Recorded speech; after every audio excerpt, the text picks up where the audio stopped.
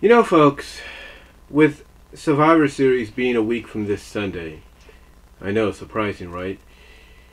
The main concept for the past several years for Survivor Series has been, well, it's mainly been Raw versus SmackDown. And a lot of people look at Survivor Series in the past several years as becoming bragging rights. That's mainly what it was. As if bragging rights as a pay-per-view wasn't, as some people would say, goofy enough. WWE decides to not only remove bragging rights after what, a couple of years? They decided to take the concept and bring it into Survivor Series ever since the entire brand extension made a return. And all I could say is this. I don't have a problem with them doing Raw versus SmackDown. This year's card looks, in the eyes of a lot of fans, looks great. I mean, your main championship, your 3 champion versus champion matches, or your 4 champion versus champion matches have great potential to be tremendous, to be show stealers. I mean, you got AOP against the Bar. You got Power against Power. You know. Obviously, the Bar is probably going to play the baby faces here. Maybe I don't really know, but I'm guessing that's what's going to happen. You got Shinsuke Nakamura against Rollins, and you could pretty much tell that Shinsuke's going to probably win this thanks to certain interference, but I'm pretty sure a lot of people will discuss that in the previews and predictions.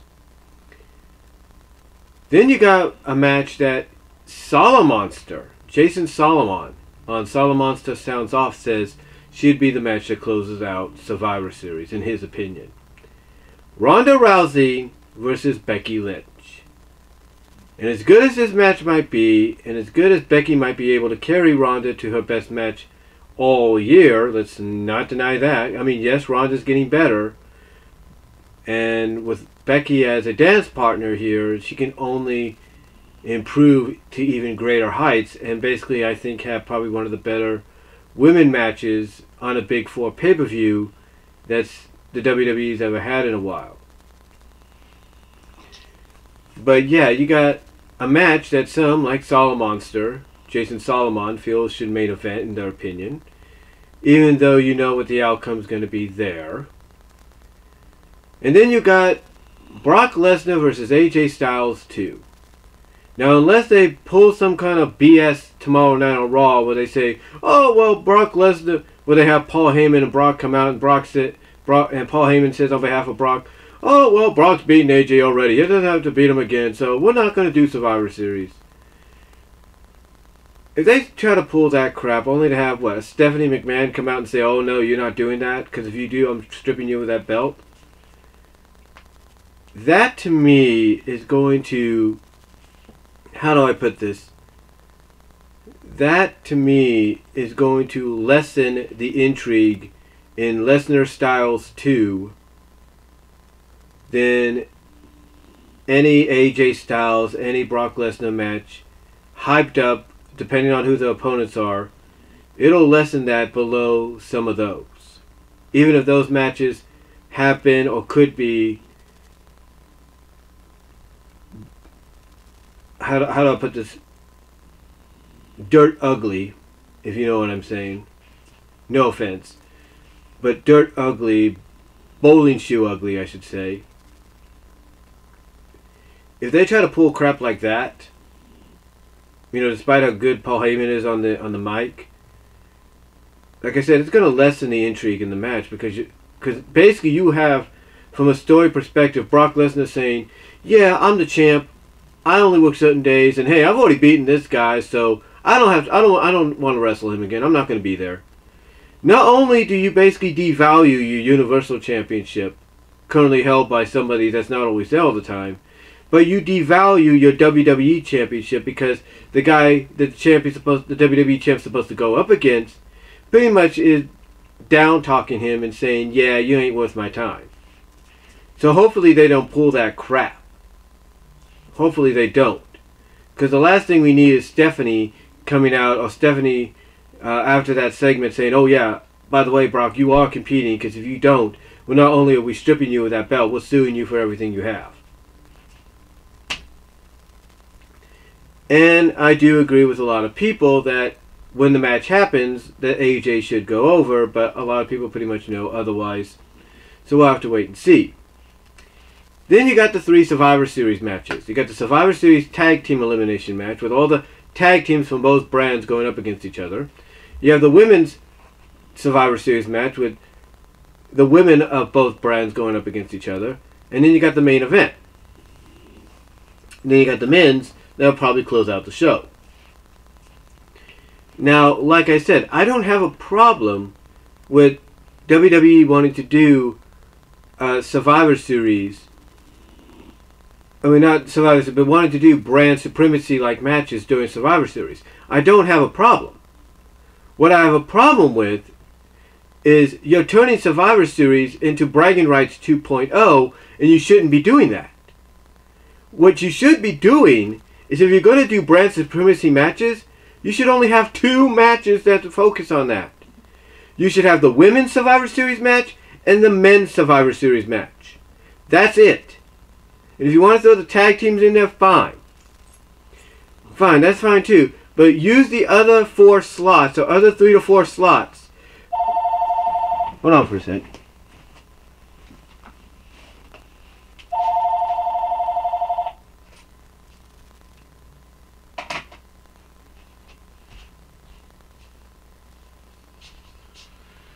Sorry, that was my phone going off. That was my phone going off there. Wrong number. But like I said, save those 3 to 4 extra slots for regular matches. If you got a feud going on one brand, then let one of those slots be used for that feud. And if you're going to make that feud into a Survivor Series like feud, well, one guy gets a team together, another guy gets another team together, fine, go ahead. You know, that to me is probably the better option. If you got, and the same thing with the women, if you got 2 ladies that are going at each other, but the best way for them to settle it for the time being is in the Survivor Series elimination match, and one woman gets a team together, another gets another team together, fine, do it that way. I mean, look, you're pretty much, even though we know we'll probably be on the kickoff show, you're pretty much putting Mustafa Ali versus Buddy Murphy for the Cruiserweight Championship at Survivor Series, and it's a non-elimination Survivor Series match. So if you could do that with the Cruiserweight Championship, why can't you do that with some of the other matches? Again, I don't have a problem with with WWE using Survivor Series for bragging supremacy, but use it correctly. Don't rely on every match being Raw versus SmackDown. If you want a men's and women's Survivor Series bragging rights like kind of elimination match, fine. But you shouldn't be doing it for the entire pay-per-view. Because you know why? You might as well just be calling it Survivor Series. Survivor Series, bragging rights 2018. That's all you should be calling it. You should be saying it's Survivor Series, bragging rights 2018. That's all it is. You might as well have the freaking bragging rights logo right under Survivor Series. That's pretty much that's pretty much what it is. So if I'm WWE, after this year, and knowing that Fox is going to want you to be more sports oriented, especially when it comes to SmackDown Live, knowing they're going to want you to be more sports oriented, hopefully this will be the last year you go this route. Because if you still want to do the bragging right elimination match, no problem. But only use maybe 1 or 2. 1 for the men, 1 for the women. And then all the other slots you give to matches that should be focuses. Like if you have a WWE Championship match, use 1 of the slots for that. If you have a Universal Championship match, use 1 of the slots for that. If you have a Women's Championship match, use 1 of the slots for that. You kind of get what I'm saying? Use 3 to maybe 4 slots for your bragging rights deal if you want to put in the tag teams. If you want to put a tag team one in there, fine. But then use the other slots for branded only matches. Like, if AJ is champion next year, let's say AJ becomes a 3-time champion. Let's say that happens. Because there's no doubt he's probably going to drop the belt soon. But let's say AJ has the championship for the 3rd time. And he's in a feud with, let's say, Adam Cole. Let's say Adam Cole gets called up from NXT to SmackDown, and he ends up in a feud with AJ. You're going to want to, if you're WWE, or if I'm WWE, I'm going to want to use one of those extra slots to do a WWE Championship match between Cole and Styles. That's what I want to do. I wouldn't want to waste it on a Survivor Series elimination match or a champion versus champion non-title match. If I'm going to have a champion competing, I have them defending their title. The same with the Universal Championship. Let's say Seth Rollins has the championship next year. And let's say this feud with Dean Ambrose goes on and off, and it gets ignited next year at this time. Have Ambrose and Rollins next year in a reigniting of the feud, or if it's Rollins against, let's say, who else do they have?